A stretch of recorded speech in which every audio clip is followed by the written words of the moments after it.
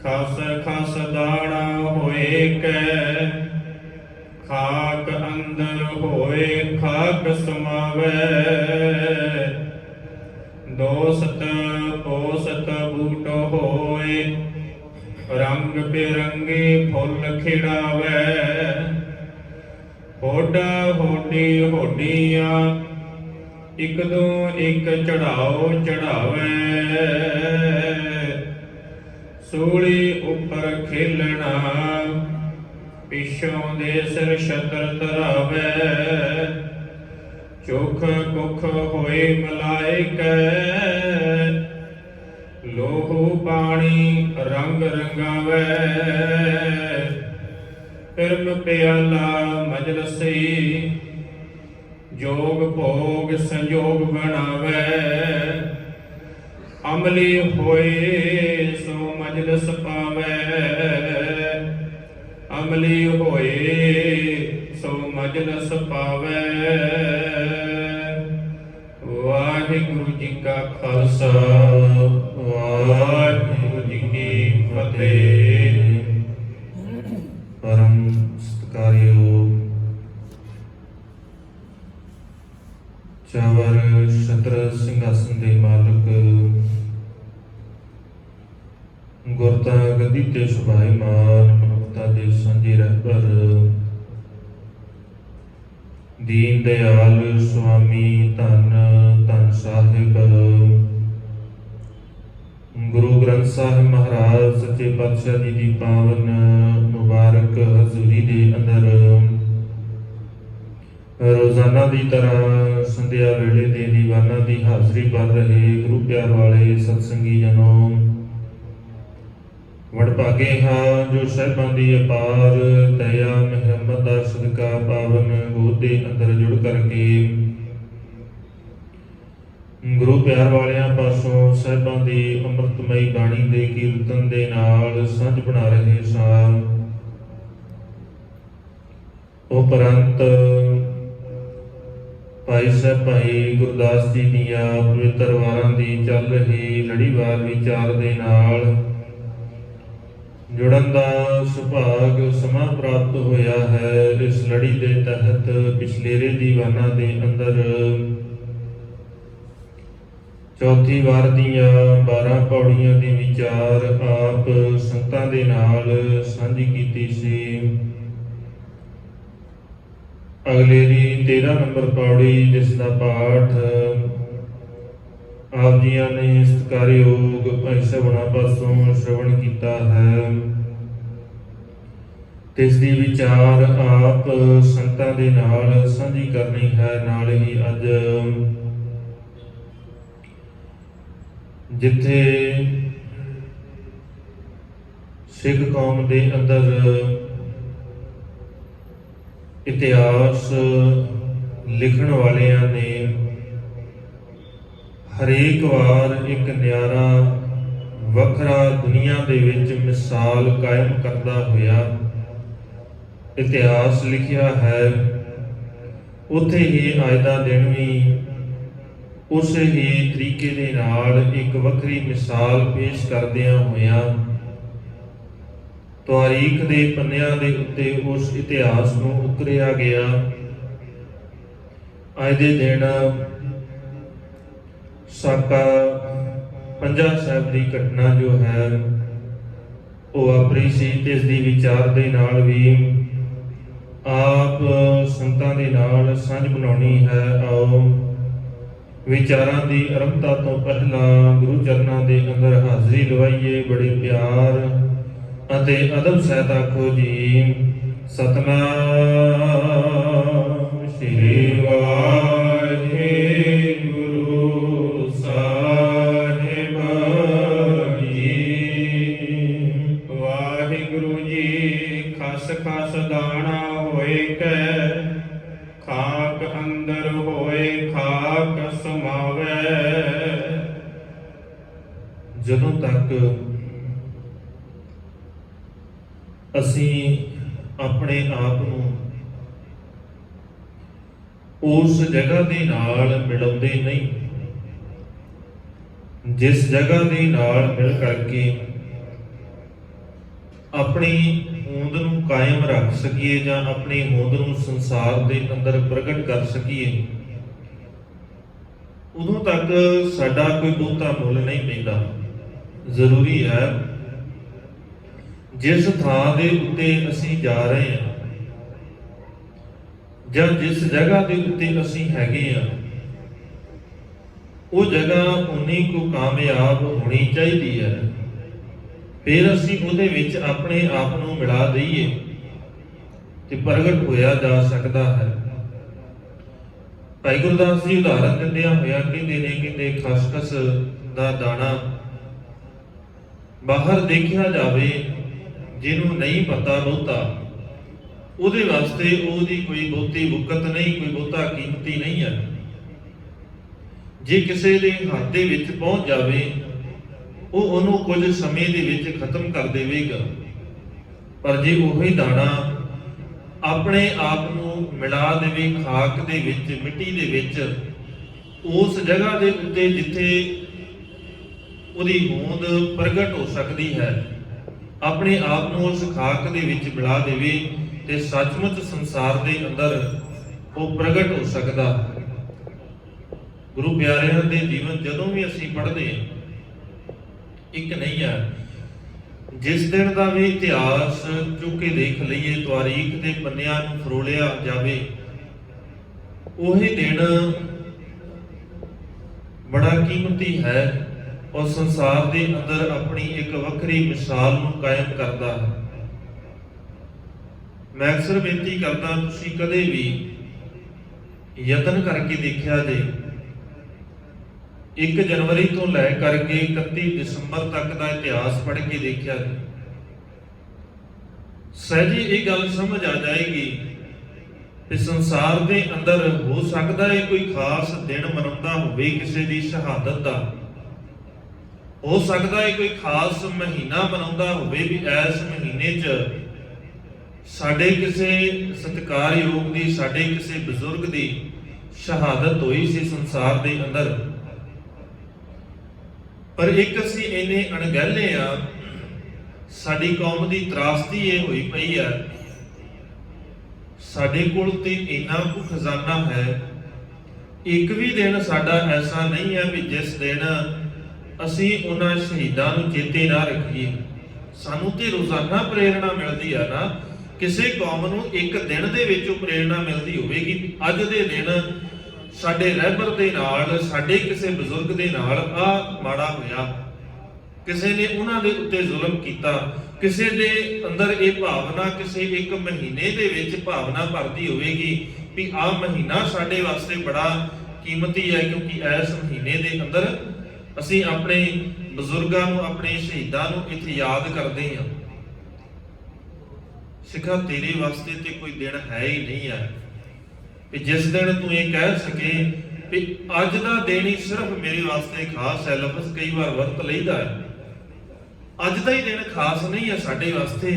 ਸਾਡੇ ਵਾਸਤੇ ਤੇ ਰੋਜ਼ਾਨਾ ਕੋਈ ਇੱਕ ਦਿਨ ਇਦਾਂ ਦਾ ਹੈ ਹੀ ਨਹੀਂ ਜਿਸ ਦਿਨ ਖਾਸ ਨਾ ਹੋਵੇ। ਇਹ ਸਾਡਾ ਹੀ ਭੁਲੇਖਾ ਹੈ ਜਾਂ ਸਾਡੀ ਤਰਾਸਦੀ ਕਹਿ ਲਈਏ ਕਿ ਅਸੀਂ ਚਾਹੁੰਦੇ ਨਹੀਂ ਆ ਜਾਣਨਾ ਜਾਂ ਅਸੀਂ ਪੜ੍ਹਨਾ ਨਹੀਂ ਚਾਹੁੰਦੇ, ਉਹ ਵੱਖਰੀ ਗੱਲ ਹੈ। ਕਦੇ ਇਤਿਹਾਸ ਪੜ੍ਹਨਾ ਹੋਵੇ ਰੋਜ਼ਾਨਾ ਦਾ,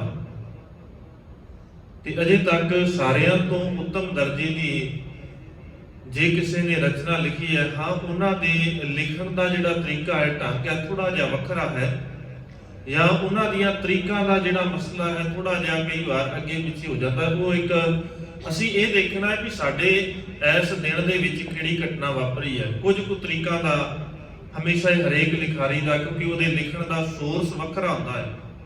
ਤੁਸੀਂ ਕਿਸ ਸੋਮੇ ਦੇ ਨਾਲ, ਕਿਸ ਸੋਮੇ ਨੂੰ ਆਧਾਰ ਬਣਾ ਕੇ ਲਿਖ ਰਹੇ ਹੋ, ਉਹਦੇ ਹਿਸਾਬ ਦੇ ਨਾਲ ਤਰੀਕਾਂ ਅੱਗੇ ਪਿੱਛੇ ਚੱਲਦੀਆਂ ਨੇ। ਹਰੇਕ ਦੇ ਲਿਖਣ ਦਾ ਢੰਗ ਵੱਖਰਾ ਹੈ।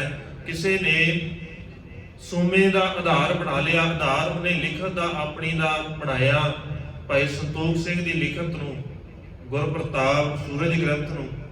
ਕਿਸੇ ਨੇ ਉਹਦੇ ਹਿਸਾਬ ਦੇ ਨਾਲ ਇਤਿਹਾਸ ਲਿਖਿਆ, ਉਹਦੇ ਹਿਸਾਬ ਦੇ ਨਾਲ ਤਰੀਕਾ ਲਿਖਣ ਦਾ ਯਤਨ ਕੀਤਾ।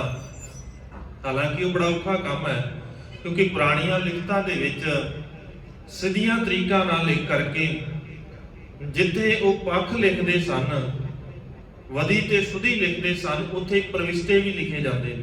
ਤੇ ਜਦੋਂ ਤੁਸੀਂ ਥੋੜਾ ਜਿਹਾ ਵੀ ਕਿਤੇ ਕਨਫਿਊਜ਼ ਹੋ ਗਏ ਵੀ ਕਿਹੜਾ ਪ੍ਰਵਿਸ਼ਤਾ ਹੈ, ਤਾਂ ਇੱਕ ਪ੍ਰਵਿਸ਼ਤੇ ਦੇ ਕਨਫਿਊਜ਼ ਹੋਣ ਦੇ ਨਾਲ ਹੀ ਕਈ ਸਾਲਾਂ ਦਾ ਫਰਕ ਪੈ ਜਾਂਦਾ ਹੈ। ਇਸ ਕਰਕੇ ਹੋ ਜਾਂਦਾ ਹੈ ਕਈ ਵਾਰ ਤਰੀਕਾਂ ਜਿਹੜੀਆਂ ਸਾਡੀਆਂ ਅੱਗੇ ਪਿੱਛੇ ਚੱਲਦੀਆਂ ਨੇ। ਕਈਆਂ ਨੇ ਆਧਾਰ ਬਣਾਇਆ ਜਨਮ ਸਾਖੀਆਂ ਨੂੰ, ਉਹਨਾਂ ਨੇ ਉਸ ਆਧਾਰ ਦੇ ਉੱਤੇ ਲਿਖ ਦਿੱਤਾ। ਤੇ ਡਾਕਟਰ ਹਰਜਿੰਦਰ ਸਿੰਘ ਦਲਗੀਰ ਨੇ ਜਿਹੜਾ ਸੋਮੇ ਨੂੰ ਆਧਾਰ ਬਣਾਇਆ ਹੈ ਉਹ ਹੈ ਭੱਟਵਈਆਂ। ਭੱਟਵਈਆਂ ਦੀ ਇੱਕ ਖਾਸੀਅਤ ਹੈ, ਉਹ ਰੋਜ਼ਾਨਾ ਲਿਖਦੇ ਹੁੰਦੇ ਸਨ, ਕਿਉਂਕਿ ਉਹਨਾਂ ਦਾ ਕੰਮ ਸੀ ਇੱਕ ਰਾਜ ਦਰਬਾਰ ਤੋਂ ਦੂਜੇ ਰਾਜ ਦਰਬਾਰ ਤੱਕ ਜਾਣਾ। ਜਿਹੜੀ ਘਟਨਾ ਨੂੰ ਉਹਨਾਂ ਨੇ ਆਪਣੀਆਂ ਅੱਖਾਂ ਦੇ ਨਾਲ ਦੇਖਣਾ, ਉਸ ਘਟਨਾ ਦਾ ਜ਼ਿਕਰ ਉਹਨਾਂ ਨੇ ਕਰ ਦੇਣਾ। ਤੇ ਬਹੁਤੀਆਂ ਜਿਹੜੀਆਂ ਖਾਸ ਘਟਨਾਵਾਂ ਨੇ ਉਹਨਾਂ ਨੇ ਉਸੇ ਵਕਤ ਦੇ ਉੱਤੇ ਲਿਖੀਆਂ, ਜਿਹਦਾ ਆਧਾਰ ਡਾਕਟਰ ਹਰਜਿੰਦਰ ਸਿੰਘ ਨੇ ਬਣਾਇਆ ਹੈ। ਉਹਨਾਂ ਦੀ 2 ਭਾਗਾਂ ਦੇ ਵਿੱਚ ਕਿਤਾਬ ਹੈ ਸਿੱਖ ਇਤਿਹਾਸ ਵਿੱਚ ਅੱਜ ਦਾ ਦਿਨ। ਉਹਨਾਂ ਦੋਹਾਂ ਭਾਗਾਂ ਨੂੰ ਕਦੇ ਯਤਨ ਕਰਿਆ ਜੇ ਖਰੀਦ ਕੇ ਆਪਣੇ ਘਰ 'ਚ ਜ਼ਰੂਰ ਰੱਖ ਲਿਓ, ਪੜ੍ਹਿਓ ਭਾਵੇਂ ਨਾ, ਕਿਉਂਕਿ ਇਹ ਤਰੀਕਾ ਹੈ ਵੀ ਤੁਸੀਂ ਨਾ ਪੜ੍ਹੋਗੇ ਕੋਈ ਮਸਲਾ ਨਹੀਂ ਹੈ, ਪਰ ਘਰ 'ਚ ਹੋਏਗੀ ਨਾ, ਤੁਹਾਡੇ ਆਉਣ ਵਾਲੀ ਪੀੜ੍ਹੀ ਨਾ ਪੜ੍ਹੇਗੀ ਕੋਈ ਮਸਲਾ ਨਹੀਂ ਹੈ, 2 ਪੀੜ੍ਹੀਆਂ ਨਾ ਪੜ੍ਹਨਗੀਆਂ ਕੋਈ ਮਸਲਾ ਨਹੀਂ ਹੈ, ਪਰ ਕਦੇ ਨਾ ਕਦੇ ਕੋਈ ਇਦਾਂ ਦਾ ਪਰਿਵਾਰ ਦੇ ਅੰਦਰ ਜ਼ਰੂਰ ਆਏਗਾ ਜਿਹਨੂੰ ਉਸ ਚੀਜ਼ ਦੀ ਕਦਰ ਪੈ ਜਾਏਗੀ। ਇਸ ਕਰਕੇ ਤੁਸੀਂ ਦੇਖੋ ਸਾਨੂੰ ਸਿਖਾਇਆ ਕਿਸ ਢੰਗ ਦੇ ਨਾਲ ਗਿਆ। ਜਿੱਥੇ ਮਾਲਕ ਧੰਨ ਗੁਰੂ ਨਾਨਕ ਸਾਹਿਬ ਮਹਾਰਾਜ ਸੱਚੇ ਪਾਤਸ਼ਾਹ ਥਾਂ ਦੇ ਉੱਤੇ ਜਾ ਕੇ ਪ੍ਰਚਾਰ ਫੇਰੀਆਂ ਕਰਦੇ ਨੇ, ਉੱਥੇ ਹੀ ਧੰਨ ਗੁਰੂ ਅੰਗਦ ਸਾਹਿਬ ਮਹਾਰਾਜ ਸੱਚੇ ਪਾਤਸ਼ਾਹ ਇੱਕ ਥਾਂ ਦੇ ਉੱਤੇ ਟਿਕ ਕਰਕੇ ਇੱਕ ਪਾਸੇ ਮਾਲਕ ਖਾੜੇ ਚਲਾਉਂਦੇ ਨੇ, ਦੂਜੇ ਪਾਸੇ ਵਿਦਿਆ ਦਿੰਦੇ ਨੇ। ਆਪ ਸਤਿਗੁਰੂ ਕਲਾਸਾਂ ਲਾਉਂਦੇ ਨੇ। ਕਾਰਨ ਕੀ ਹੈ? ਕਿਸੇ ਇਤਿਹਾਸ ਦੇ ਅੰਦਰ ਕੋਈ ਵੀ ਰਹਿਬਰ ਇਦਾਂ ਦਾ ਨਹੀਂ ਹੋਇਆ ਜਿਹਨੇ ਆਪ ਇਦਾਂ ਕਿਸੇ ਨੂੰ ਸਿੱਖਿਆ ਦਿੱਤੀ ਹੋਵੇ। ਧੰਨ ਗੁਰੂ ਅੰਗਦ ਸਾਹਿਬ ਮਹਾਰਾਜ ਇਦਾਂ ਆਪ ਬਿਠਾ ਕਰਕੇ ਸਿੱਖਿਆ ਦਿੰਦੇ ਨੇ। ਉਹਦਾ ਕਾਰਨ ਹੈ ਸਿੱਖਾ ਇਹ ਨਾ ਹੋਵੇ ਤੇਰੇ ਮੁਰਸ਼ਿਦ ਨੇ ਇੰਨਾ ਕੁਝ ਕੀਤਾ, ਇੰਨਾ ਪ੍ਰਚਾਰ ਕੀਤਾ ਤੇ ਤੈਨੂੰ ਪਤਾ ਹੀ ਨਾ ਲੱਗੇ, ਤੂੰ ਸਾਰਾ ਕੁਝ ਛੱਡ ਕੇ ਬੈਠ ਜਾਵੇਂ। ਕਿਤੇ ਇਦਾਂ ਨਾ ਹੋ ਜਾਵੇ। ਸਤਿਗੁਰੂ ਨੇ ਸਾਨੂੰ ਦੋਵੇਂ ਚੀਜ਼ਾਂ ਦਿੱਤੀਆਂ। ਜਿੱਥੇ ਸਰੀਰਕ ਤਾਕਤ ਬੜੀ ਜ਼ਰੂਰੀ ਹੈ, ਉੱਥੇ ਦਿਮਾਗ ਦਾ ਤੇਜ਼ ਹੋਣਾ ਵੀ ਬੜਾ ਜ਼ਰੂਰੀ ਹੈ। ਦੋਵੇਂ ਚੀਜ਼ਾਂ ਬੜੀਆਂ ਜ਼ਰੂਰੀ ਨੇ। ਧਰਮ ਦਾ ਗਿਆਨ ਵੀ ਬੜਾ ਜ਼ਰੂਰੀ ਹੈ ਤੇ ਸੰਸਾਰ ਦਾ ਗਿਆਨ ਵੀ ਬਹੁਤ ਜ਼ਰੂਰੀ ਹੈ। ਦੋਵੇਂ ਚੀਜ਼ਾਂ ਬੜੀਆਂ ਲਾਜ਼ਮੀ ਨੇ। ਮਾਲਕ ਨੇ ਇਹ ਤਰੀਕਾ ਸਾਨੂੰ ਦੱਸਿਆ, ਪਰ ਅਸੀਂ ਉਹ ਸਾਰਾ ਕੁਝ ਭੁੱਲਦੇ ਜਾਂਦੇ। ਸਾਨੂੰ ਇਦਾਂ ਲੱਗਦਾ ਹੈ ਇੱਕੋ ਹੀ ਪੱਖ ਜ਼ਰੂਰੀ ਹੈ। ਕਈਆਂ ਨੂੰ ਇਦਾਂ ਲੱਗਾ ਵੀ ਸਿਰਫ ਧਰਮ ਦਾ ਪੱਖ ਜ਼ਰੂਰੀ ਹੈ। ਉਹ ਸੰਸਾਰ ਨੂੰ ਨਹੀਂ ਸਮਝ ਸਕੇ। ਸੰਸਾਰ ਤੋਂ ਜਾਂ ਤੇ ਨਿਰਾਸ਼ ਹੋ ਗਏ ਵੀ ਸੰਸਾਰ ਨੂੰ ਬਿਲਕੁਲ ਹੀ ਕਹਿ ਦਿੱਤਾ ਇਹ ਖਤਮ ਹੈ, ਤੇ ਜਾਂ ਫਿਰ ਆਪਣੇ ਆਪ ਨੂੰ ਉੱਚਾ ਮੰਨਣ ਲੱਗ ਗਏ ਵੀ ਅਸੀਂ ਸੰਸਾਰ ਤੋਂ ਸ੍ਰੇਸ਼ਟ ਹਾਂ। ਇਹ ਕਾਰਨ ਬਣ ਗਿਆ। ਜਿਨ੍ਹਾਂ ਨੇ ਧਰਮ ਦਾ ਪੱਖ ਛੱਡਿਆ ਉਹਨਾਂ ਨੇ ਕਿਹਾ ਵੀ ਸਿਰਫ ਸੰਸਾਰ ਹੀ ਠੀਕ ਹੈ, ਉਹ ਸੰਸਾਰ ਨੂੰ ਹੀ ਸਾਰਾ ਕੁਝ ਸੱਚ ਮੰਨ ਕੇ ਬੈਠ ਗਏ। ਮਾਲਕ ਕਹਿੰਦੇ ਨਹੀਂ, ਦੋਵੇਂ ਚੀਜ਼ਾਂ ਬੜੀਆਂ ਜ਼ਰੂਰੀ ਨੇ। ਉਹਦੇ ਵਾਸਤੇ ਆਪਣੇ ਆਪ ਨੂੰ ਖਤਮ ਕਰਨਾ ਪਏਗਾ। ਤੇ ਜਿਨ੍ਹਾਂ ਨੇ ਖਤਮ ਕੀਤਾ ਉਹਨਾਂ ਨੇ ਆਪਣੇ ਆਪ ਨੂੰ ਇੰਨਾ ਕੁ ਖਤਮ ਕਰ ਲਿਆ, ਕਦੇ ਉਸ ਲਿਖਤ ਨੂੰ ਪੜ੍ਹ ਕੇ ਦੇਖਿਆ ਜੀ। ਤੁਸੀਂ ਦੇਖੋਗੇ ਹੈਰਾਨ ਹੋ ਜਾਵੋਗੇ, ਇੱਕ ਦਿਨ ਦੇ ਵਿੱਚ ਘੱਟੋ ਘੱਟ 5 ਸ਼ਹਾਦਤਾਂ ਨੇ।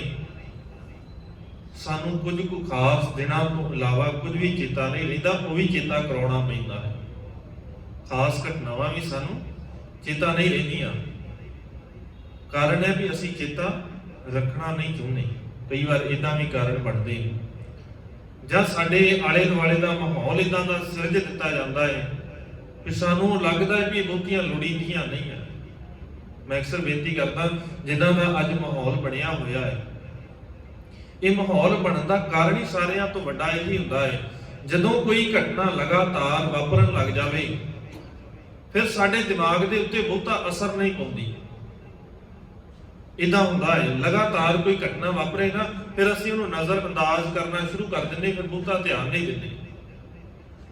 ਜਿਸ ਦਿਨ ਪਹਿਲੀ ਵਾਰ ਜਸਪਤ ਰਾਏ ਨੇ ਧੰਨ ਗੁਰੂ ਗ੍ਰੰਥ ਸਾਹਿਬ ਮਹਾਰਾਜ ਸੱਚੇ ਪਾਤਸ਼ਾਹ ਦੀ ਬੇਅਦਬੀ ਕੀਤੀ ਸੀ, ਅਗਰ ਭੇਟ ਕੀਤਾ ਸੀ, ਸਾਰਿਆਂ ਤੋਂ ਪਹਿਲਾਂ ਉਹ ਇਨਸਾਨ ਸੀ ਜਿਸ ਨੇ ਇਹ ਕੁਕਰਮ ਕੀਤਾ ਸੀ। ਉਸ ਦਿਨ ਸਿੱਖਾਂ ਦੇ ਹਿਰਦੇ ਬਲੁੰਦਰੇ ਗਏ ਔਰ ਉਹਨੂੰ ਸਜ਼ਾ ਦੇ ਤੌਰ ਦੇ ਉੱਤੇ ਘੋੜਿਆਂ ਦੇ ਮਗਰ ਬੰਨ੍ਹ ਕੇ ਫਿਰ ਉਹਨੂੰ ਘੜੀਸਿਆ ਗਿਆ, ਉਹਦੀ ਮੌਤ ਹੋਈ। ਜਿਸ ਦਿਨ ਇੱਥੇ ਹੁਣ ਕੁਝ ਸਮੇਂ ਪਹਿਲਾਂ ਪੰਜਾਬ ਦੇ ਅੰਦਰ ਘਟਨਾ ਵਾਪਰਦੀ ਹੈ, ਸਾਰੇ ਸਿੱਖ ਇੱਕਦਮ ਇਕੱਠੇ ਹੋ ਜਾਂਦੇ ਨੇ ਕਿ ਇਹ ਬੜੀ ਮੰਦਭਾਗੀ ਘਟਨਾ ਵਾਪਰੀ। ਫਿਰ ਉਹ ਦੌਰ ਲਗਾਤਾਰ ਚੱਲਿਆ।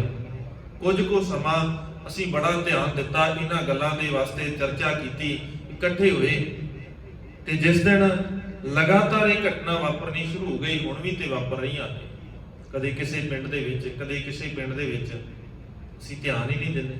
ਜੇ ਕਿਤੇ ਸਾਹਮਣੇ ਆ ਵੀ ਜਾਵੇ ਅਸੀਂ ਉਦਾਂ ਹੀ ਲਗਾ ਦਿੰਦੇ ਆ, ਖਿਆਲ ਨਹੀਂ ਕਰਦੇ, ਧਿਆਨ ਨਹੀਂ ਦਿੰਦੇ। ਕਾਰਨ ਕੀ? ਹੁਣ ਅਸੀਂ ਉਹ ਲਗਾਤਾਰ ਜਦੋਂ ਘਟਨਾ ਵਾਪਰੀ ਸਾਡੇ ਦਿਮਾਗ ਦੇ ਅੰਦਰੋਂ ਨਿਕਲ ਗਈ। ਹਾਲਾਂਕਿ ਚਾਹੀਦਾ ਨਹੀਂ ਸੀ ਇਦਾਂ, ਪਰ ਹੋਇਆ ਇਦਾਂ ਹੀ। ਅੱਜ ਦਾ ਇਤਿਹਾਸ ਉਹਨਾਂ ਮਰ ਜੀਵਣਿਆਂ ਦਾ ਹੈ ਜਿਨ੍ਹਾਂ ਨੇ ਆਪਣੇ ਆਪ ਨੂੰ ਕੁਰਬਾਨ ਕਰਨ ਦੇ ਲਈ ਮਨ ਦੇ ਅੰਦਰ ਕਿਸੇ ਪ੍ਰਕਾਰ ਦਾ ਭਰਮ ਆਉਣ ਹੀ ਨਹੀਂ ਦਿੱਤਾ, ਸੋਚਣ ਵਾਸਤੇ ਬਹੁਤਾ ਸਮਾਂ ਨਹੀਂ ਲਾਇਆ। ਕਿਉਂਕਿ ਜਦੋਂ ਅਸੀਂ ਬਹੁਤਾ ਸਮਾਂ ਲਾਉਂਦੇ ਆ ਨਾ, ਫਿਰ ਕੁਝ ਹੋ ਨਹੀਂ ਸਕਦਾ। ਇਦਾਂ ਦੇ ਕਰਮ ਕਰਨ ਵਾਸਤੇ ਸੋਚਣਾ ਨਹੀਂ, ਦਿਮਾਗ ਦੀ ਵਰਤੋਂ ਘੱਟ ਕਰਨੀ ਪੈਂਦੀ ਹੈ। ਦਿਮਾਗ ਵਰਤਣਾ ਬੜਾ ਜ਼ਰੂਰੀ ਹੈ। ਸਤਿਗੁਰੂ ਨੇ ਸਾਨੂੰ ਇਹ ਬਾਰ-ਬਾਰ ਤਾਕੀਦ ਕੀਤੀ ਹੈ ਕਿ ਦਿਮਾਗ ਜ਼ਰੂਰ ਵਰਤਣਾ ਹੈ, ਪਰ ਇੰਨਾ ਵੀ ਨਾ ਵਰਤਣ ਲੱਗ ਜਾਈਏ ਵੀ ਸਾਨੂੰ ਲੱਗਣ ਲੱਗ ਜਾਵੇ ਵੀ ਇਹ ਕੰਮ ਦਾ ਕੀ ਫਾਇਦਾ ਹੋਏਗਾ, ਕੀ ਨੁਕਸਾਨ ਹੋਏਗਾ। ਜਦੋਂ ਇੰਨਾ ਕੁਝ ਸੋਚਾਂਗੇ ਫਿਰ ਕੁਝ ਨਹੀਂ ਹੋ ਸਕਦਾ। ਜੇ ਗੁਰੂ ਕੇ ਪਿਆਰੇ ਇੰਨਾ ਹੀ ਸੋਚਦੇ ਨਾ ਵੀ ਕਲਗੀਧਰ ਪਾਤਸ਼ਾਹ ਦੇ ਨਾਲ ਰਹਿਣ ਦਾ ਫਾਇਦਾ ਕਿੰਨਾ ਹੈ ਤੇ ਨੁਕਸਾਨ ਕਿੰਨਾ ਹੈ, ਤੇ ਮੈਦਾਨੇ ਜੰਗ ਦੇ ਅੰਦਰ ਕੋਈ ਉਤਰਦਾ। ਜੇ ਫਾਇਦਿਆਂ ਦੀ ਗੱਲ ਹੁੰਦੀ ਨਾ, ਨਫੇ ਨੁਕਸਾਨਾਂ ਦੀ ਗੱਲ ਹੁੰਦੀ, ਵੀ ਅਨੰਦਪੁਰ ਦੀ ਗੜੀ ਦੇ ਵਿੱਚੋਂ ਪਹਿਲੇ ਸਾਰੇ ਨਿਕਲ ਜਾਂਦੇ, ਅਨੰਦਪੁਰ ਦੇ ਕਿਲੇ ਦੇ ਵਿੱਚੋਂ ਸਾਰੇ ਨਿਕਲ ਜਾਣੇ ਸੀ। ਬਾਬਾ ਬੰਦਾ ਸਿੰਘ ਬਹਾਦਰ ਦੇ ਨਾਲ ਗੁਰਦਾਸ ਨਗਰ ਦੀ ਗੜੀ ਦੇ ਵਿੱਚ ਕੋਈ ਵੀ ਨਾ ਰਹਿੰਦਾ ਜੇ ਨਫੇ ਨੁਕਸਾਨਾਂ ਦੀ ਗੱਲ ਹੁੰਦੀ ਤੇ। ਕਿਉਂਕਿ ਨਫੇ ਨੁਕਸਾਨ ਸੋਚਣ ਵਾਲਾ ਕਦੇ ਕਿਸੇ ਦਾ ਵਫਾਦਾਰ ਨਹੀਂ ਹੋ ਸਕਦਾ। ਗੁਰੂ ਦਾ ਤੇ ਕੀ ਹੋਣਾ, ਉਹ ਆਪਣੇ ਆਪ ਦਾ ਵਫਾਦਾਰ ਨਹੀਂ ਹੁੰਦਾ। ਨਫੇ ਨੁਕਸਾਨ ਸੋਚਣ ਵਾਲੇ ਕਦੇ ਗੁਰੂ ਦੇ ਦਰ ਦੇ ਉੱਤੇ ਪ੍ਰਵਾਨ ਨਹੀਂ ਹੁੰਦੇ। ਹਾਂ, ਸਤਿਗੁਰੂ ਕਹਿੰਦੇ ਨੇ ਤੂੰ ਸਿਰਫ ਨਫਾ ਖੱਟਣ ਆਇਆ ਹੈ, ਨੁਕਸਾਨ ਨਹੀਂ। ਤੂੰ ਇੱਥੇ ਆਇਆ ਹੈ ਤੇ ਸਿਰਫ ਨਫਾ ਕੱਟਣਾ ਚਾਹੀਦਾ ਹੈ ਤੈਨੂੰ, ਪਰ ਉਹ ਨਫਾ ਕਿਹੜਾ ਹੋਣਾ ਚਾਹੀਦਾ ਹੈ? ਪ੍ਰਾਣੀ, ਤੂੰ ਆਇਆ ਲਾਭਾ ਲੈਣ, ਲਾਹਾ ਤੇ ਹੈ ਹੀ ਲਾਭ। ਸਤਿਗੁਰੂ ਕਹਿੰਦੇ ਸਿਰਫ ਲਾਭ ਖੱਟਿਆ ਕਰ, ਇੱਥੇ ਐਵੇਂ ਵਿਅਰਥ ਨਾ ਗਵਾ ਆਪਣਾ ਸਮਾਂ, ਨੁਕਸਾਨ ਨਾ ਕਰਕੇ ਬੈਠ। ਪਰ ਕਿਹੜਾ ਹੋਣਾ ਚਾਹੀਦਾ ਹੈ? ਪ੍ਰਾਣੀ, ਤੂੰ ਆਇਆ ਲਾਹਾ ਲੈਣ, ਲੱਗਾ ਕਿਤ ਕੁ ਫਕੜੇ, ਸਭ ਮੁਕਦੀ ਚੱਲੀ ਰਹਿਣ। ਲਾਹਾ ਹੋਣਾ ਕਿਹੜਾ ਚਾਹੀਦਾ ਹੈ? ਉਹ ਗੁਰੂ ਦੇ ਨਾਮ ਦਾ। ਅੱਜ ਦੇ 30 ਅਕਤੂਬਰ ਦੇ ਦਿਨ ਸ਼ੁਰੂਆਤ ਇਸ ਘਟਨਾ ਦੀ ਹੁੰਦੀ ਹੈ 8 ਅਗਸਤ ਤੋਂ। 8 ਅਗਸਤ 1922 ਤੋਂ ਇਹ ਘਟਨਾ ਦੀ ਸ਼ੁਰੂਆਤ ਹੁੰਦੀ ਹੈ, ਜਿਸ ਦਿਨ ਗੁਰੂ ਕੇ ਬਾਗ ਦੇ ਵਿੱਚੋਂ ਜਿਹੜੀ ਦਰਬਾਰ ਸਾਹਿਬ ਦੇ ਨਾਮ ਦੇ ਨਾਲ ਲੱਗਦੀ ਹੋਈ ਜ਼ਮੀਨ, ਉਹਦੇ ਬਾਗ ਦੇ ਵਿੱਚੋਂ ਲੱਕੜਾਂ ਲੈਣ ਵਾਸਤੇ ਗਏ ਹੋਏ ਕੁਝ ਸਿੰਘਾਂ ਨੂੰ ਰੋਕਿਆ ਜਾਂਦਾ ਹੈ। ਕਿਉਂਕਿ ਪਹਿਲਾਂ ਤੋਂ ਕਬਜ਼ਾ ਕਿਸੇ ਹੋਰ ਦਾ ਹੈ। ਮੰਤਾਂ ਨੇ ਬੜੇ ਕਬਜ਼ੇ ਕੀਤੇ ਨੇ, ਅੱਜ ਵੀ ਉਹੀ ਹਾਲ ਹੈ। ਮੰਤਾਂ ਦਾ ਸਿਸਟਮ ਜਿਹੜਾ ਅੱਜ ਤੋਂ 100 ਸਾਲ ਪਹਿਲਾਂ ਸੀ, ਅੱਜ ਵੀ ਉਹੀ ਚੱਲਦਾ ਹੈ। ਉਦਾਂ ਦਾ ਹੀ ਹਾਲ ਅੱਜ ਵੀ ਬਣਿਆ ਹੋਇਆ ਹੈ। 1920 ਦੇ ਵਿੱਚ ਸ਼੍ਰੋਮਣੀ ਗੁਰਦੁਆਰਾ ਪ੍ਰਬੰਧਕ ਕਮੇਟੀ ਬਣਦੀ ਹੈ। ਉਹ ਇਸੇ ਕਰਕੇ ਬਣਦੀ ਹੈ ਵੀ ਮੰਤਾਂ ਤੋਂ ਕਬਜ਼ੇ ਛਡਾਉਣੇ ਨੇ। ਅੱਜ ਆਪ ਮਹੰਤ ਬਣ ਕੇ ਬੈਠ ਗਏ ਕਿ ਇਹ ਸਮਾਂ ਇਦਾਂ ਹੀ ਚੱਲਦਾ ਹੈ। ਜਦੋਂ ਅਸੀਂ ਸੁਚੇਤ ਨਾ ਰਵਾਂਗੇ ਫਿਰ ਇਦਾਂ ਦੀਆਂ ਘਟਨਾਵਾਂ ਵਾਪਰਦੀਆਂ ਨੇ। 8 ਅਗਸਤ 1922 ਨੂੰ ਉਹ ਕੁਝ ਗੁਰੂ ਕੇ ਪਿਆਰੇ ਲੱਕੜਾਂ ਲੈਣ ਵਾਸਤੇ ਜਾਂਦੇ ਨੇ, ਉਹਨਾਂ ਨੂੰ ਰੋਕਿਆ ਜਾਂਦਾ ਹੈ, ਉਹਨਾਂ ਦੇ ਖਿਲਾਫ ਮੁਕੱਦਮਾ ਦਾਇਰ ਕੀਤਾ ਜਾਂਦਾ ਹੈ। 8 ਅਗਸਤ ਤੋਂ ਲੈ ਕਰਕੇ ਤੇ 19 ਅਗਸਤ ਤੱਕ ਇਹ ਲਗਾਤਾਰ ਘਟਨਾ ਵਾਪਰਦੀ ਹੈ। 8 ਅਗਸਤ ਤੋਂ 19 ਅਗਸਤ ਤੱਕ ਲਗਾਤਾਰ ਜਿਹੜਾ ਵੀ ਉੱਥੇ ਜਾਂਦਾ ਹੈ ਉਹਨੂੰ ਕੈਦ ਕੀਤਾ ਜਾਂਦਾ ਹੈ, ਉਹਨਾਂ ਨੂੰ ਕੈਦੀ ਬਣਾ ਲਿਆ ਜਾਂਦਾ ਹੈ। ਔਰ 19 ਅਗਸਤ ਤੋਂ ਲੈ ਕੇ 13 ਸਤੰਬਰ ਤੱਕ ਫਿਰ ਉੱਥੇ ਪੁਲਿਸ ਵੱਲੋਂ ਬੜੀ ਮਾਰ ਕੁਟਾਈ ਕੀਤੀ ਜਾਂਦੀ ਹੈ ਜਿਹੜੇ ਉੱਥੇ ਜਾਂਦੇ ਨੇ। ਇਤੋਂ ਤੱਕ ਕਿ ਮਾਰ ਕੇ ਕਈਆਂ ਨੂੰ ਉੱਥੇ ਇੰਨਾ ਕੁ ਜ਼ਖਮੀ ਕਰ ਦਿੱਤਾ ਗਿਆ ਉਹ ਸਾਰੀ ਜ਼ਿੰਦਗੀ ਉੱਠ ਨਹੀਂ ਸਕੇ। ਉਹਨਾਂ ਦੇ ਵਿੱਚ ਬੱਚੇ, ਬਜ਼ੁਰਗ, ਬੀਬੀਆਂ, ਕੋਈ ਵੀ ਉੱਥੇ ਕੋਈ ਮਸਲਾ ਨਹੀਂ ਸੀ, ਬਸ ਆ ਰਹੇ ਨੇ ਤੇ ਇਹਨਾਂ ਨੂੰ ਕੁੱਟਣਾ ਹੈ, ਇਹਨਾਂ ਦੀ ਮਾਰ ਕੁਟਾਈ ਕਰਨੀ ਹੈ, ਇੱਥੇ ਮੁੜ ਕੇ ਨਾ ਆਉਣ। ਔਰ 13 ਸਤੰਬਰ ਵਾਲੇ ਦਿਨ ਇਹ ਘਟਨਾ ਰੁਕਦੀ ਹੈ। ਪੰਜਾਬ ਦੇ ਉਸ ਵਕਤ ਦੇ ਗਵਰਨਰ ਦੇ ਵਿੱਚ ਬੈਠ ਕਰਕੇ ਜਦੋਂ ਇਹਨਾਂ ਕੋਈ ਦੇਖਿਆ, ਸਾਰੇ ਹੀ ਪਾਸੇ ਉਹਨਾਂ ਦੀ ਚਰਚਾ ਹੋਣ ਲੱਗੀ ਕਿ ਇਹਨਾਂ ਜ਼ੁਲਮ ਇੱਥੇ ਹੋ ਰਿਹਾ ਹੈ। ਪੰਜਾਬ ਦਾ ਸ਼ੁਰੂ ਤੋਂ ਹੀ ਵਾਸਤਾ ਜਿਹੜਾ ਹੈ ਉਹ ਜ਼ੁਲਮ ਦੇ ਨਾਲ ਪੈਂਦਾ ਰਿਹਾ ਹੈ।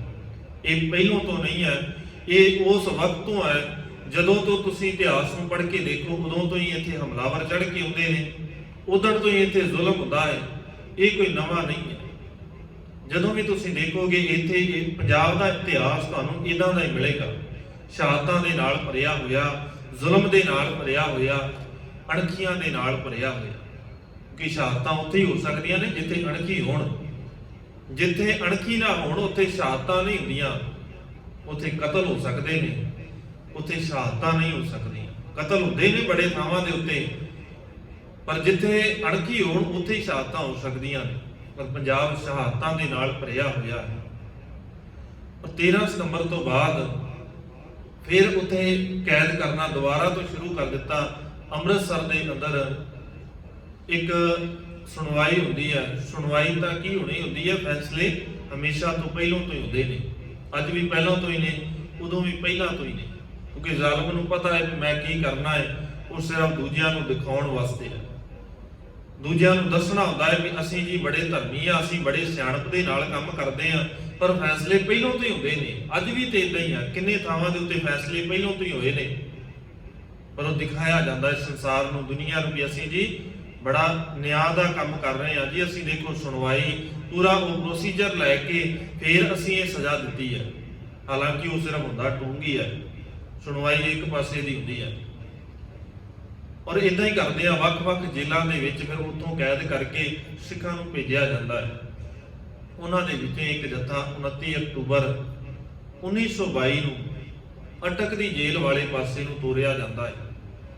ਜਿਹੜਾ ਹਸਨ ਅਬਦਾਲ ਰੁਕਣਾ ਸੀ ਤੇ ਉੱਥੇ ਨਾ ਰੁਕ ਕਰਕੇ ਉਹ ਰੇਲ ਗੱਡੀ ਜਦੋਂ ਉੱਥੇ ਪਹੁੰਚੀ, ਜਦੋਂ ਜਾਣਾ ਸੀ, ਉਹਨਾਂ ਨੇ ਉੱਥੇ ਦੇ ਜਿਹੜੇ ਆਮ ਸਿੱਖ ਸਨ, ਪੰਜਾ ਸਾਹਿਬ ਦੇ ਇਲਾਕੇ ਦੇ ਜਿਹੜੇ ਉੱਥੇ ਦੇ ਰਹਿਣ ਵਾਲੇ, ਉਹਨਾਂ ਨੇ ਆ ਕੇ ਸਟੇਸ਼ਨ ਮਾਸਟਰ ਨੂੰ ਕਿਹਾ ਵੀ ਭਾਈ ਪਹਿਲਾਂ ਵੀ ਗੱਡੀਆਂ ਰੁਕਦੀਆਂ ਨੇ ਤੇ ਅੱਜ ਇਹਨਾਂ ਕੋ ਕੰਮ ਹੋਰ ਕਰਦੇ ਵੀ ਅਸੀਂ ਤੇ ਤੁਹਾਡੀ ਕਾਰਵਾਈ 'ਚ ਅਸੀਂ ਕੋਈ ਦਖਲ ਅੰਦਾਜ਼ੀ ਨਹੀਂ ਕਰਾਂਗੇ। ਅਸੀਂ ਇਦਾਂ ਦਾ ਕੋਈ ਕਾਰਾ ਨਹੀਂ ਕਰਾਂਗੇ ਜਿਹਦੇ ਨਾਲ ਤੈਨੂੰ ਕੋਈ ਨੁਕਸਾਨ ਹੋਵੇ। ਤੂੰ ਬਸ ਇੱਥੇ ਗੱਡੀ ਰੋਕਣੀ ਹੈ, ਅਸੀਂ ਇਹਨਾਂ ਨੂੰ ਲੰਗਰ ਛਕਾਉਣਾ ਹੈ ਤੇ ਅਸੀਂ ਲੰਗਰ ਛਕਾ ਕੇ ਵਾਪਸ ਚਲੇ ਜਾਣਾ ਹੈ। ਤੁਸੀਂ ਇਹਨਾਂ ਨੂੰ ਅੱਗੇ ਲੈ ਕੇ ਜਾ ਸਕਦੇ ਹੋ, ਸਾਨੂੰ ਇਸ ਗੱਲ ਦੇ ਨਾਲ ਕੋਈ ਮਸਲਾ ਨਹੀਂ ਹੈ। ਠੀਕ ਹੈ, ਤੁਸੀਂ ਆਪਣੀ ਕਾਰਵਾਈ ਕਰੋ, ਅਸੀਂ ਆਪਣੀ ਕਰਕੇ ਉਦਾਂ ਹੀ ਚਲੇ ਜਾਵਾਂਗੇ। ਪਰ ਇਹਦਾ ਨਾ ਹੋਇਆ। ਬੜੀਆਂ ਮਿੰਨਤਾਂ ਤਰਲੇ ਮਾਰੇ ਗਏ, ਪਰ ਉੱਥੇ ਮੰਨਣ ਵਾਲਾ ਕੋਈ ਨਹੀਂ ਸੀ। ਉਹ ਕਹਿੰਦੇ ਵੀ ਇਦਾਂ ਨਹੀਂ ਹੋ ਸਕਦਾ, ਅੱਜ ਦਾ ਸਮਾਂ ਨਹੀਂ ਹੈ ਤੇ ਟ੍ਰੇਨ ਨੂੰ ਰੋਕਣ ਦਾ, ਇਸ ਕਰਕੇ ਅਸੀਂ ਰੋਕ ਨਹੀਂ ਸਕਦੇ। ਲਗਭਗ 200 ਗੁਰੂ ਕੇ ਪਿਆਰੇ ਨੇ ਉੱਥੇ ਜਿਹੜੇ ਲੰਗਰ ਲੈ ਕੇ ਆਏ ਨੇ, ਜਿਨ੍ਹਾਂ ਦੇ ਵਿੱਚ ਬੱਚੇ, ਬਜ਼ੁਰਗ, ਬੀਬੀਆਂ ਤੇ ਸਾਰੇ ਉੱਥੇ ਗੁਰੂ ਕੇ ਪਿਆਰ ਵਾਲੇ, ਜਿਨ੍ਹਾਂ ਦੇ ਹਿਰਦਿਆਂ ਦੇ ਅੰਦਰ ਦਰਦ ਹੈ, ਉੱਥੇ ਪਹੁੰਚਦੇ ਨੇ। ਬੜਾ ਕਿਹਾ ਗਿਆ ਪਰ ਟ੍ਰੇਨ ਨਾ ਰੁਕੀ। ਜਦੋਂ ਆਵਾਜ਼ ਆਉਂਦੀ ਸੁਣੀ ਟ੍ਰੇਨ ਦੀ, ਜਦੋਂ ਕੋਈ ਹੀਲਾ ਨਾ ਦਿਸਿਆ ਵੀ ਹੁਣ ਕੋਈ ਹੋਰ ਤਰੀਕਾ ਨਹੀਂ ਹੈ ਰੋਕਣ ਦਾ, ਤੇ ਉਸ ਜਗ੍ਹਾ ਦੇ ਉੱਤੇ ਪਟੜੀ ਦੇ ਵਿੱਚ ਬੈਠਦੇ ਨੇ ਸਾਰਿਆਂ ਤੋਂ ਪਹਿਲਾਂ 2 ਗੁਰੂ ਕੇ ਪਿਆਰ ਵਾਲੇ, ਭਾਈ ਪ੍ਰਤਾਪ ਸਿੰਘ। ਇਹਨਾਂ ਦਾ ਜਨਮ ਪਿੰਡ ਅਕਾਲਗੜ੍ਹ ਗੁਜਰਾਂਵਾਲਾ ਦੇ ਵਿੱਚ ਹੁੰਦਾ ਹੈ। ਉੱਥੇ ਇਹਨਾਂ ਦਾ ਜਨਮ ਹੋਇਆ ਔਰ ਪਹਿਲੋਂ ਪੜ੍ਹਾਈ ਕੀਤੀ। ਪੜ੍ਹਾਈ ਕਰਦਿਆਂ 1921 ਦੇ ਸਾਕੇ ਦੇ ਵਿੱਚ ਇਹ ਉਸ ਵਕਤ ਉੱਥੇ ਅਧਿਆਪਕ ਲੱਗ ਗਏ, ਪੜ੍ਹਾਉਂਦੇ ਸਨ। ਨੌਕਰੀ ਛੱਡ ਦਿੱਤੀ, ਜਿਹੜਾ ਸਾਕਾ ਨਨਕਾਣਾ ਸਾਹਿਬ ਵਾਪਰਿਆ ਸੀ 1921 ਦੇ ਵਿੱਚ, ਉਹਦੇ ਰੋਸ ਵਜੋਂ ਨੌਕਰੀ ਛੱਡ ਦਿੱਤੀ, ਹੋਰ ਥਾਂ ਦੇ ਉੱਤੇ ਕੰਮ ਕੀਤਾ। ਫਿਰ ਗੁਰਦੁਆਰਾ ਪੰਜਾ ਸਾਹਿਬ ਦੇ ਖਜ਼ਾਨਚੀ ਲੱਗ ਗਏ। ਉੱਥੇ ਆ ਕੇ ਇਹਨਾਂ ਨੇ ਸੇਵਾ ਸ਼ੁਰੂ ਕਰ ਦਿੱਤੀ, ਸੇਵਾ ਨਿਭਾਉਂਦੇ ਰਹੇ। ਸਾਰਿਆਂ ਤੋਂ ਪਹਿਲੋਂ ਉਹ ਬੈਠਦੇ ਨੇ ਭਾਈ ਪ੍ਰਤਾਪ ਸਿੰਘ, ਦੂਜੇ ਨੇ ਭਾਈ ਕਰਮ ਸਿੰਘ। ਇਹਨਾਂ ਦੇ ਪਰਿਵਾਰ ਦਾ ਪਿਛੋਕੜ ਵੀ ਬੜਾ ਰਹਿਮਤਾਂ ਭਰਿਆ ਹੈ। ਇਹਨਾਂ ਦੇ ਪਿਤਾ ਭਾਈ ਭਗਵਾਨ ਸਿੰਘ ਉਸ ਵਕਤ ਤਖਤ ਸ੍ਰੀ ਕੇਸਗੜ੍ਹ ਸਾਹਿਬ ਦੇ ਗ੍ਰੰਥੀ ਨੇ, ਭਾਈ ਕਰਮ ਸਿੰਘ ਦੇ। ਔਰ ਇਹ ਵੀ ਗੁਰੂ ਕੇ ਪਿਆਰ ਵਾਲੇ ਨੇ। ਪਹਿਲਾ ਨਾਮ ਇਹਨਾਂ ਦਾ ਸੰਤ ਸਿੰਘ ਸੀ, ਪਰ ਜਦੋਂ ਗੁਰੂ ਦੇ ਲੜ ਲੱਗੇ, ਖੰਡੇ ਬਾਟੇ ਦੀ ਪੱਬ ਲਈ, ਫਿਰ ਇਹਨਾਂ ਦਾ ਨਾਮ ਭਾਈ ਕਰਮ ਸਿੰਘ ਰੱਖਿਆ ਗਿਆ। ਇਹ ਦੋਵੇਂ ਗੁਰੂ ਕੇ ਪਿਆਰੇ ਉੱਥੇ ਸੇਵਾ ਨਿਭਾਉਂਦੇ ਨੇ। ਸਾਰਿਆਂ ਤੋਂ ਪਹਿਲਾਂ ਪਟੜੀ ਦੇ ਵਿੱਚ ਹੀ ਬੈਠਦੇ ਨੇ। ਇਹਨਾਂ ਦੇ ਮਗਰ ਇਹਨਾਂ ਨੂੰ ਦੇਖ ਕਰਕੇ ਬੇਅੰਤ ਸੰਗਤਾਂ ਜਿਹੜੀਆਂ ਨੇ ਬੈਠ ਜਾਂਦੀਆਂ ਨੇ ਪਟੜੀ ਦੇ ਉੱਤੇ। ਜਦੋਂ ਡਰਾਈਵਰ ਨੇ ਦੇਖਿਆ ਵੀ ਕੁਝ ਲੋਕ ਬੈਠੇ ਹੋਏ ਨੇ, ਉਹਨੇ ਯਤਨ ਕੀਤਾ ਟ੍ਰੇਨ ਨੂੰ ਰੋਕਣ ਦਾ, ਪਰ ਰੋਕਦਿਆਂ ਵੀ ਜਿਹੜੇ ਮੂਹਰੇ ਦੇ 11 ਗੁਰੂ ਕੇ ਪਿਆਰੇ ਸਨ, ਉਹਨਾਂ ਨੂੰ ਟ੍ਰੇਨ ਨੇ ਦਰੜ ਦਿੱਤਾ, ਟ੍ਰੇਨ ਉੱਤੋਂ ਦੀ ਲੰਘ ਗਈ, ਜਿਨ੍ਹਾਂ ਦੇ ਵਿੱਚ ਸਾਰਿਆਂ ਤੋਂ ਅੱਗੇ ਭਾਈ ਕਰਮ ਸਿੰਘ ਤੇ ਭਾਈ ਪ੍ਰਤਾਪ ਸਿੰਘ ਸਨ।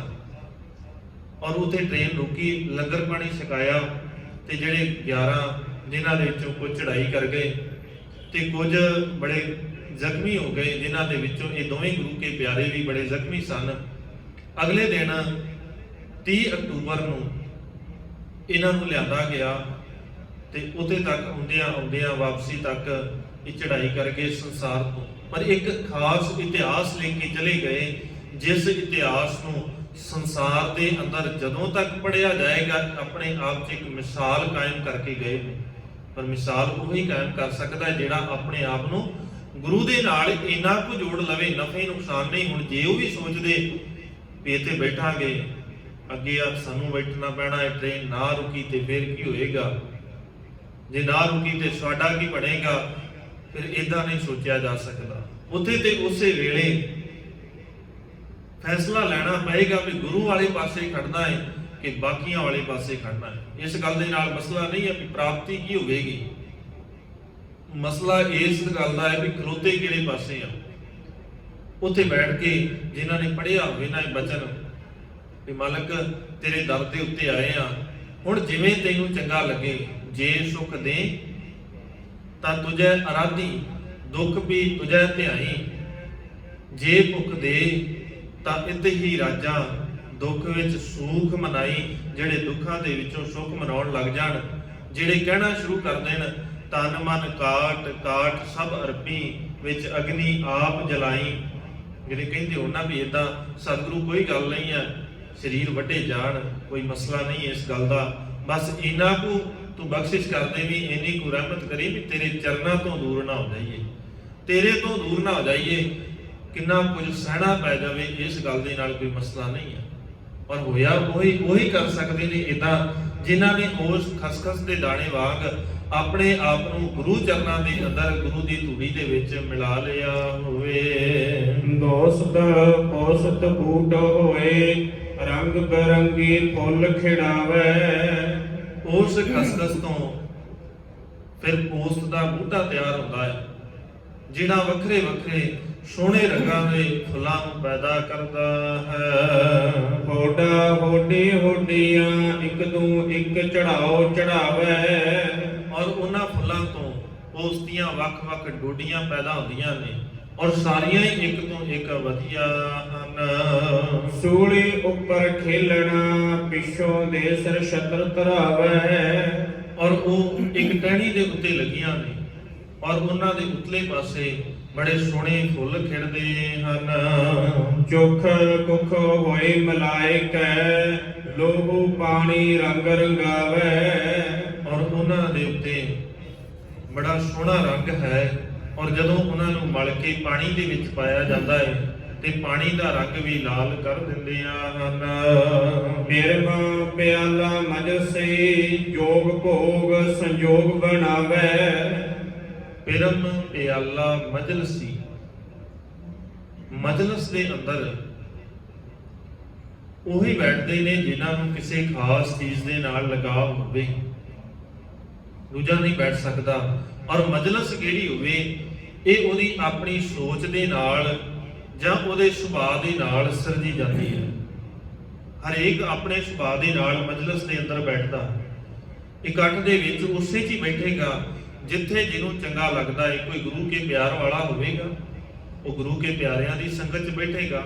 ਕੋਈ ਨਸ਼ਾ ਕਰਨ ਵਾਲਾ ਹੋਵੇਗਾ, ਉਹ ਨਸ਼ਾ ਕਰਨ ਵਾਲਿਆਂ ਦੀ ਸੰਗਤ 'ਚ ਹੋਵੇਗਾ।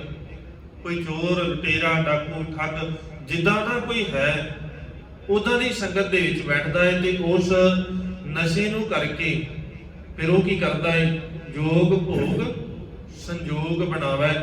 ਉਹ ਕੋਈ ਤੇ ਉਸ ਨਸ਼ੇ ਨੂੰ ਪੀ ਕੇ, ਜੋਗੀ ਲੋਕ ਜਦੋਂ ਪੋਸਤ ਦਾ ਨਸ਼ਾ ਪੀਂਦੇ ਨੇ ਫਿਰ ਉਹ ਸਮਾਧੀਆਂ ਲਾਉਂਦੇ ਨੇ, ਤੇ ਜਿਹੜੇ ਭੋਗੀ ਨੇ ਸੰਸਾਰੀ ਨੇ ਫਿਰ ਇਹ ਮੰਦੇ ਕਰਮ ਕਰਦੇ ਹਨ। ਅਮਲੀ ਹੋਏ ਸੋ ਮਜਲਸ ਪਾਵੇ। ਜਿਸ ਚੀਜ਼ ਦਾ ਅਮਲੀ ਹੋਵੇ, ਨਸ਼ੇੜੀ ਹੋਵੇ, ਜਿਸ ਚੀਜ਼ ਦਾ ਕਿਸੇ ਨੂੰ ਨਸ਼ਾ ਲੱਗਾ ਹੋਵੇ, ਉਸੇ ਦੀ ਹੀ ਮਜਲਸ ਦੇ ਅੰਦਰ ਬੈਠਣਾ ਪ੍ਰਵਾਨ ਕਰਦਾ ਹੈ। ਤੇ ਮਾਲਕ ਬਖਸ਼ਿਸ਼ ਕਰਦੇ, ਸਤਿਗੁਰੂ ਕਹਿੰਦੇ ਠੀਕ ਹੈ ਤੂੰ ਵੀ ਅਮਲੀ ਬਣ ਸਕਦਾ ਹੈ, ਪਰ ਤੇਰੇ ਅਮਲੀ ਬਣਨ ਦੇ ਵਿੱਚ ਤੇ ਦੂਜਿਆਂ ਦੇ ਅਮਲੀ ਬਣਨ ਦੇ ਵਿੱਚ ਬੜਾ ਫਰਕ ਹੈ। ਪਰ ਸਾਡੇ ਵਾਲਿਆਂ ਨੂੰ ਅੱਜ ਲੱਗਣ ਲੱਗ ਗਿਆ ਵੀ ਨਸ਼ਾ ਹੀ ਸਾਨੂੰ ਵੀ ਗੁਰੂ ਦੇ ਨਾਲ ਜੋੜ ਸਕਦਾ ਹੈ। ਬੜੇ ਨੇਤਾ ਦੇ ਜਿਹੜੇ ਕਹਿੰਦੇ ਨੇ ਵੀ ਨਸ਼ਾ ਹੀ ਜਿਹੜਾ ਹੈ ਉਹ ਸਾਨੂੰ ਗੁਰੂ ਦੇ ਨੇੜੇ ਕਰਦਾ ਹੈ, ਗੁਰੂ ਨੇ ਹੁਕਮ ਕੀਤਾ ਹੈ ਨਸ਼ਾ ਕਰਨਾ ਚਾਹੀਦਾ ਹੈ, ਅਸੀਂ ਗੁਰੂ ਦੇ ਨਾਲ ਵੀ ਜੋੜ ਦਿੱਤਾ। ਸਾਡੇ ਜੋੜਨ ਵਾਲਿਆਂ ਨੇ ਇਥੋਂ ਤੱਕ ਕਹਿ ਦਿੱਤਾ ਵੀ ਸਤਿਗੁਰੂ ਨੇ ਬਖਸ਼ਿਸ਼ ਕੀਤੀ ਸੀ, ਗੁਰੂ ਨਾਨਕ ਸਾਹਿਬ ਮਹਾਰਾਜ ਸੱਚੇ ਪਾਤਸ਼ਾਹ ਨੇ ਬਾਬਰ ਨੂੰ 7 ਮੁੱਠੀਆਂ ਭੰਗ ਦੀਆਂ ਦਿੱਤੀਆਂ ਤੇ ਉਹਨੂੰ 7 ਪਾਤਸ਼ਾਹੀਆਂ ਦੇ ਦਿੱਤੀਆਂ। ਸਾਡੇ ਇੰਨੇ ਮਹਾਨ ਲੋਕ ਨੇ ਜਿਨ੍ਹਾਂ ਨੇ ਇਦਾਂ ਦੀਆਂ ਗੱਲਾਂ ਵੀ ਲਿਖ ਦਿੱਤੀਆਂ, ਨਾਲ ਕਹਿ ਦਿੱਤਾ ਵੀ ਸਤਿਗੁਰੂ ਨੇ ਉਦੋਂ ਸ਼ਬਦ ਉਚਾਰਿਆ ਸੀ, ਭਉ ਤੇਰਾ ਭਾਗ ਖਲੜੀ ਮੇਰਾ ਜੀਤ, ਹਉ ਦੇਵਾਨਾ ਭਇਆ ਅਤੀਤ।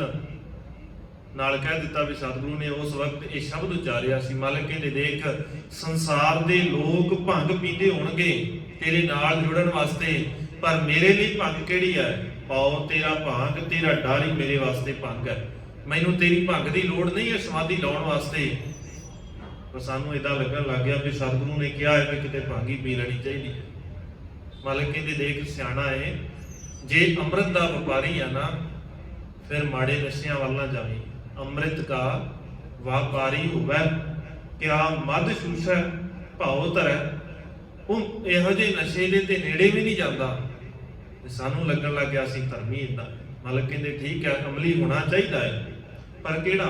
ਦੁਰਮਤ ਮਦ ਜੋ ਪੀਵਤੇ ਦੇਖਲੀ ਪੱਤ ਕਮਲੀ। ਜਿਹੜੇ ਆ ਭੈੜਾ ਨਸ਼ਾ ਕਰਦੇ ਨੇ ਨਾ, ਇਹਨਾਂ ਦੇ ਨਾਲ ਇਹਨਾਂ ਦੀ ਮੱਤ ਭੈੜੀ ਹੋ ਜਾਂਦੀ, ਕਮਲੀ ਹੋ ਜਾਂਦੀ ਹੈ।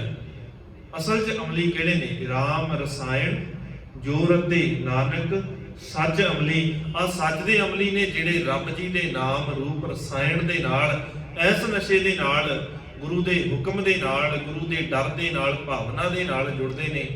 ਅਸਲ 'ਚ ਇਹ ਨਸ਼ਾ ਬੜਾ ਜ਼ਰੂਰੀ ਹੈ। ਜਿਸ ਦਿਨ ਅਸੀਂ ਗੁਰੂ ਦੇ ਪਿਆਰ ਦਾ ਨਸ਼ਾ ਕਰਨ ਲੱਗ ਗਏ, ਪਰ ਸੰਸਾਰ ਦੇ ਅੰਦਰ ਦੇ ਨਸ਼ਿਆਂ ਦੀ ਲੋੜ ਨਹੀਂ ਪੈਣੀ। ਫਿਰ ਸਾਨੂੰ ਧਰਮੀ ਹੋਣ ਦਾ ਦਾਅਵਾ ਕਰਨ ਵਾਸਤੇ ਨਸ਼ਿਆਂ ਦਾ ਸਹਾਰਾ ਲੈਣ ਦੀ ਲੋੜ ਨਹੀਂ। ਅੱਜ ਕਈਆਂ ਨੂੰ ਇਦਾਂ ਹੀ ਲੱਗਦਾ ਵੀ ਨਸ਼ਾ ਕਰਕੇ ਅਸੀਂ ਧਰਮੀ ਆ। ਸਤਿਗੁਰੂ ਸਮਤ ਬਖਸ਼ਣ, ਸਾਡੇ ਹਿਰਦੇ ਦੇ ਅੰਦਰ ਇਹ ਭਾਵਨਾ ਪੈਦਾ ਕਰ ਦੇਣ, ਸਾਨੂੰ ਜਾਂਚ ਆ ਜਾਏ ਬੈਠਣਾ ਕਿਸ ਸੰਗਤ ਦੇ ਅੰਦਰ ਹੈ। ਸਾਨੂੰ ਅਜੇ ਤੱਕ ਇਹ ਨਹੀਂ ਪਤਾ ਲੱਗਦਾ।